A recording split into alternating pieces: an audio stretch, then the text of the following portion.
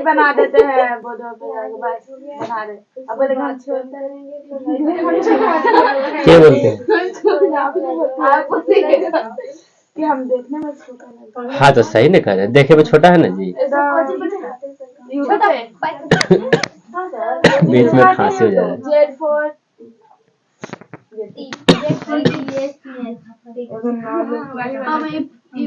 भैया इधर से बनाई नहीं खड़ा। हाँ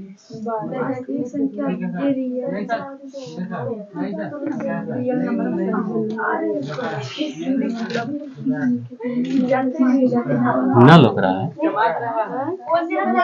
ये ना तनी सो हो तनी सुना देने। अरे तुम्हारे तनी से ना होगा ना लोकेगा। यहाँ पर कुछ लिखल नहीं।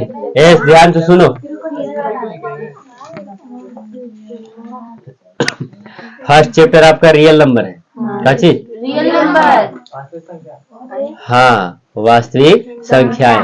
ई वाला आपको 9th में मिला था। अब फर्स्ट में यहू मिला था 9th में मिला था कि ना।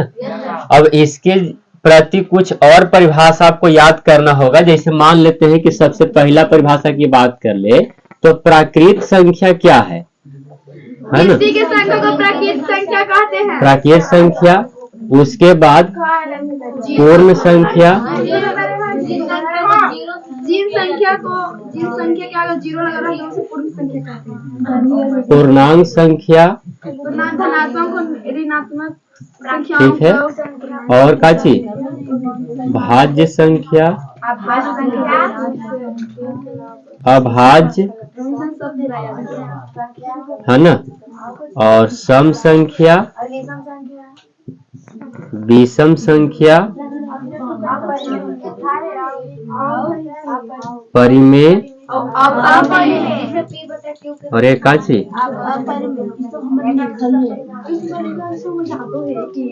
अपरिमेय। और हो सकता है कुछ छूटल होगा तो बाद में देख लेंगे।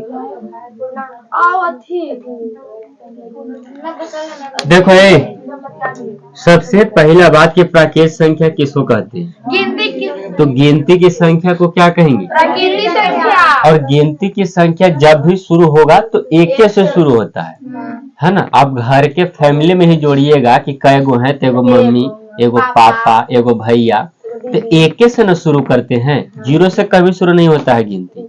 जीरो से शुरू होगा तो कोई और कहलाएगा। तो गिनती की संख्या को प्राकृत संख्या कहते हैं। यानी 1 2 3 4 डॉट है ना। ये हो गया कौन सी? प्राकृत संख्या। और उसके बाद आता है पूर्ण संख्या।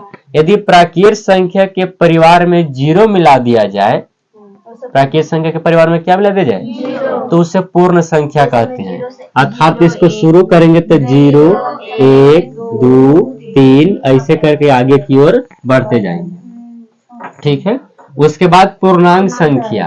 प्राकृत संख्या अर्थात प्राकृत संख्या या पूर्ण संख्या के परिवार में यदि ऋणात्मक संख्या को मिला दिया जाए तो उसे क्या कहते हैं? पूर्णांक संख्या। जैसे इसको शुरू करेंगे तो -3 -2 -1 0 1 2 3 4। ये आपको कौन सी संख्या है? पूर्णांक संख्या। ये आप लोग जानते हैं ना कि जितना बड़ा संख्या है ओकरा में माइनस लगा हुआ है तो सबसे छोटा है ना। इसीलिए आपको पहले -3 लिखा गया है, -2 -1 0 1 2 3 4। अगर ऐसा गिनती कहीं पर मिले तो ये कौन सी संख्या कहलाएगा? पूर्णांक संख्या। और ई वाला और ई प्राकृत संख्या। भाज्य संख्या तो आप लोग समझवे करते हैं है ना। क्या हो? बोलिए।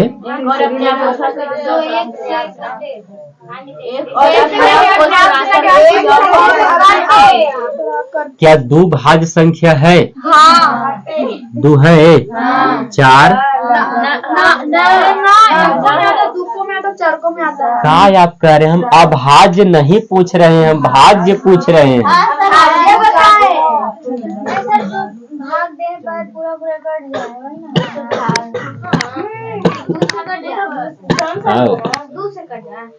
अच्छा तो परिभाषा दीजिए भाज्य संख्या की। अब ई वाला के बता रहे हैं कि एक से कटे और एक अपने आप से कटे, उसे अभाज्य संख्या कहा जाता है। हाँ, अभाज्य भाज्य जो पूरी तरह किसी संख्या से डिवाइड हो, है ना। हाँ, वो ठीक कर रही है था, वो ठीक कर रही है कि एक से कटे, अपने से कटे और किसी और संख्या से कटे, उसे क्या कहते हैं? भाज्य संख्या कहते हैं। लेकिन अभाज्य इसी का उल्टा होता है कि एक तो एक से कटवे करेगा और एक अपने आप से कटेगा और बाकी किसी से कटने वाला नहीं है। मतलब वह एका में भी आएगा और एक खुद का पहाड़ा में आएगा, अन्यथा और कोई में ना आएगा। जैसे क्या बताइए, एक क्या भाज्य है? अभाज्य, सॉरी अभाज्य है एक। कैसे एक? एका में आएगा, आओ केकरा से कटेगा बताओ? हाँ, आओ केकरा से कटेगा बोलो? अब कैसे कटेगा? तो ये एक नहीं होगा। तो याद रखिए कि अभाज्य संख्या 2 से शुरू होता है ना। एक से भी कटेगा, एका में भी आता है और 2 एक खुद का पहाड़ा में भी आ जाएगा। अभाज्य में 2 होगा। हाँ जी, एक और अपने आप एक से कटेगा, अपने आप से भी कट जाएगा। बस ना तो और क्या चाहिए? वैसा अंक है तो आपको 6 गो से कट चाहिए। बोलिए। अब 3 इसमें 3 आएगा, 3 हाँ। क्योंकि 3 ऐसा है, एको से कटेगा और एक अपने आप खुद का पहाड़ा से कटेगा, यानी 3 से कटेगा। 5 7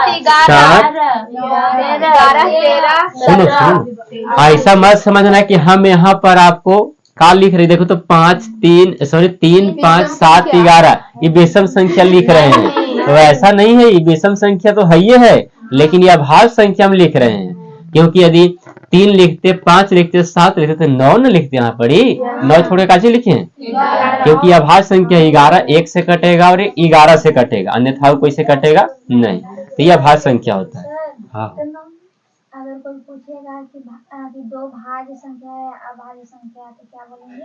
दो भाज्य संख्या है अभाज्य संख्या है। और वैसा आएगा नहीं, ऑप्शन को काट करके दिया जाता है ना, दोनों एक साथ नहीं रहेगा।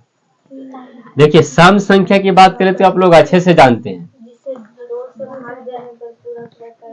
उसे सम संख्या कहते हैं। 2 से डिवाइड करने पर पूरा तरह से कट जाए उसे क्या कहते हैं? जैसे कौन? 1 होगा? नहीं होगा, 2 होगा और 4, है ना। इस तरह से इसका लेवल आगे बढ़ते चल जाएगा। 2 4 6 8 10 12 14 16 18 20 22 24 26 28 30, इस तरह से इसको आगे बढ़ते जाएंगे। हाँ हो, अरे 30 सम संख्या नहीं है, जिसके अंत में 2 4 6 8 और 0 रहता है। विषम संख्या का चीज वैसी संख्या जो 2 से पूरा ना करते, यानी 1 3 5 1 3 9 7 9 11 ये है काची विषम संख्या। अब ये देखो, हेलो, परिमेय संख्या जिसे P बटा Q के रूप में लिखते हैं, जिसका वर्गमूल पूरा हो। एगो P बटा Q वाला खाली परिभाषा न दीजिएगा, क्योंकि जब रूट चढ़ा देगा तो आप पर रूट चढ़ जाएगा, है ना। कि रूट वाला तो सिखलती रहले, है ना। P बटा Q के रूप में भी इसको लिखते हैं, P बटा, और जिसका वर्गमूल भी पूरा हो उसे क्या कहेंगे? परिमेय कहते हैं। और ठीक इसका अपोजिट कर दीजिए उल्टा, जिसको P बटा Q के रूप में नहीं लिखेंगे और जिसका वर्गमूल पूरा न हो। इसके रिगार्डिंग और हमें पढ़ना है क्या? एक पढ़ना है आपको काची, इसी में मिल जाएगा आपको। एक शांत पढ़ना है और एक क्या पढ़ना है? अशांत पढ़ना है। तो आपको 9th में ये मिला था ना, लेकिन आपको इस वाला जो 10th में सिखाया गया उसके जरिए नहीं मिला था। इसको सूत्र होता है शांत के लिए दोसर कि P बटा 2 के पावर m गुने 5 के पावर। इसका मतलब यह हुआ कि जब हम P तो ऊपर हो गया, P बटा Q तो इसे रहबे करता है। यदि Q का हम अभाज्य गुणनखंड करेंगे तो उस अभाज्य गुणनखंड में 2 और 5 आने चाहिए। अगर 2 और 5 आता है तो शांत कहलाएगा, और इस क्यूब का भाज्य गुणनखंड करिएगा तो 2 और 5 के अलावा और कोई दूसरा आ जाएगा तो काची हो जाएगा, अशांत हो जाएगा। समझ गए ना आप लोग? बस इतना ही इसमें है। और यूक्लिड विभाजन तो आप लोग पढ़ना ही है दूसर के बाद, यूक्लिड विभाजन है ना। तो अब हम लोग चैप्टर की ओर बढ़ेंगे आगे। जो पहला में आपको यूक्लिड विभाजन से ही निकालना है।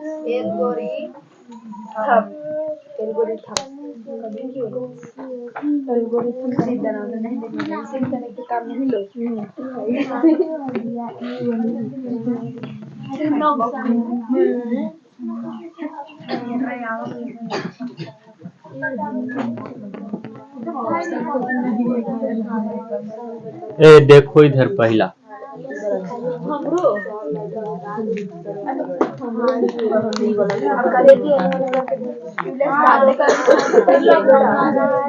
लोग रहा है।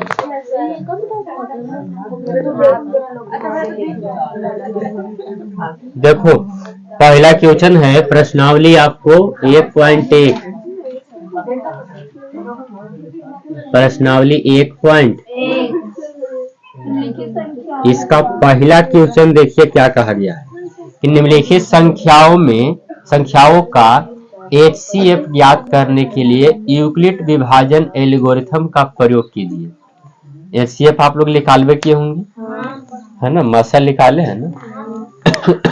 एक तो भाग विधि से भी निकाले थे का, दोनों विधि से, गुणनखंड विधि से भी निकाले थे। और ये का चीज है, यूक्लिड विभाजन एल्गोरिथम,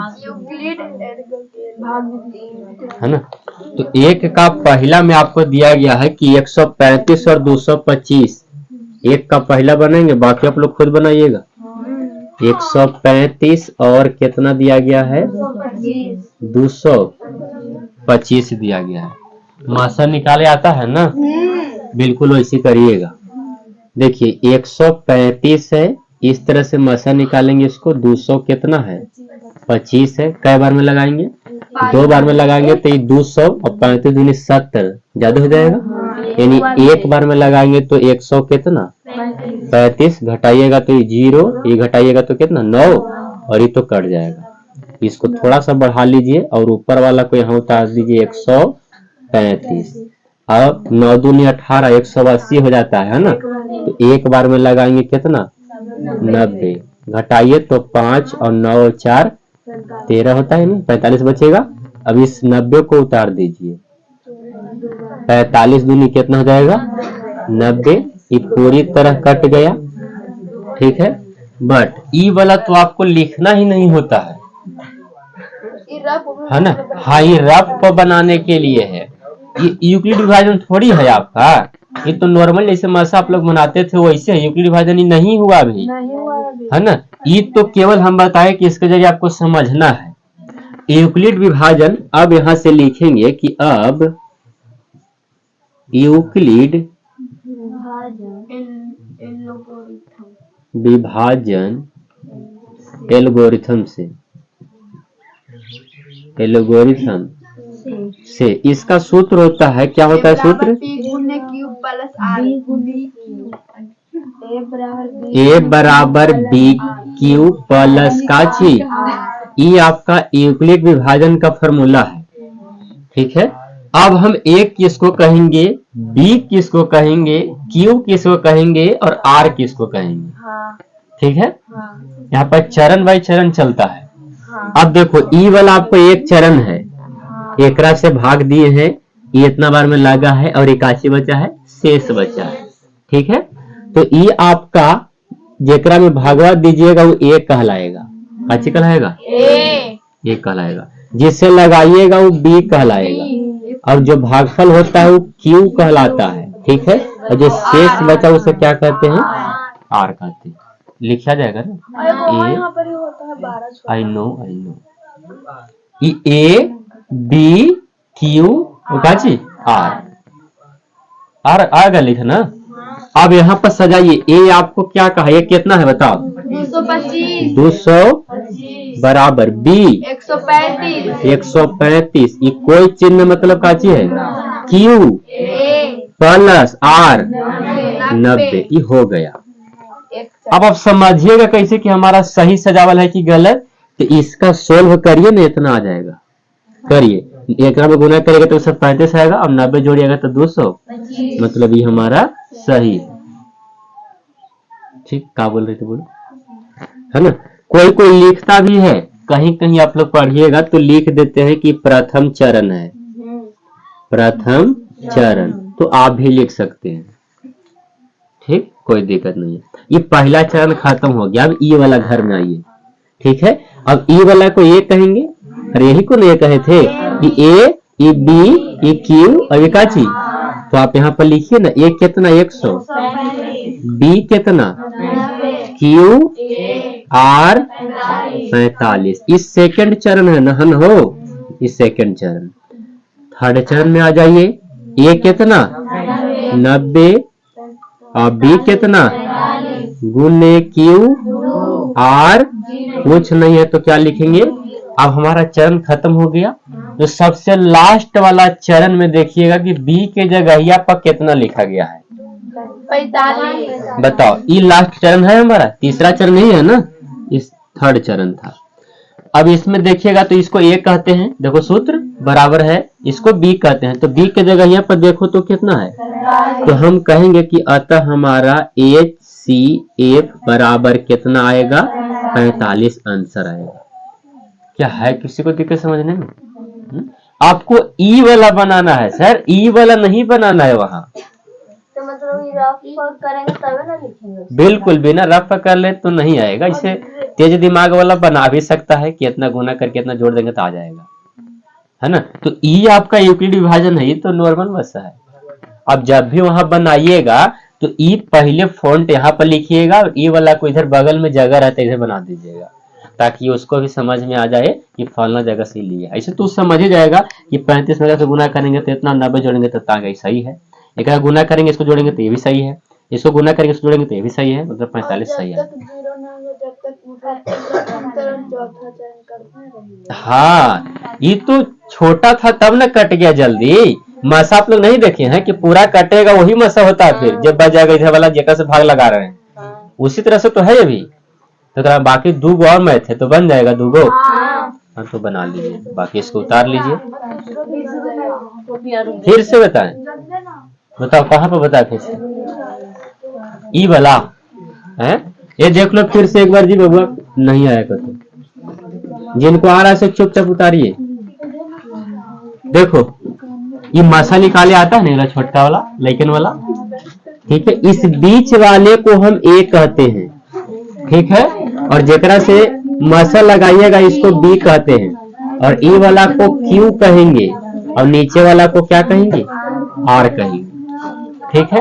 अब ई वाला फॉर्मूला होता है यूक्लिड विभाजन का, इस पर बैठा दीजिए तो ए मांगा है तो एक जगह पर कितना रखेंगे 225 है, बराबर है तो बी के जगह पर क्या 135, ये कोई चीज नहीं है, मतलब क्या चीज है गुना है, और क्यू मांगा है तो क्यू के जगह पर क्या 1 जोड़ आर शेषवा को कहते हैं नीचे बचता है कितना 90। अब इस जिस प्रकार से ई वाला में लागू किए थे ए बी क्यू आर, उस प्रकार से ई वाला घर में आ जाइए। अब इसको मिटाइए, अब यहाँ पर ये काट हो जाएगा ए और ई वाला काट हो जाएगा और ई क्यू और ये काची आर हो जाएगा। तो देखो तो ए के जगह पे 135 नहीं लिखा, बी मांगा है तो बी के जगह पर काची 90 गुने क्यू 1 हो जाएगा प्लस आर कितना 45, और उसी प्रकार से एकरों में लागू कर देंगे तो ई वाला ए हो जाएगा, ई बी और ई क्यू और ई का जी आर, ऐसे सजाएगा।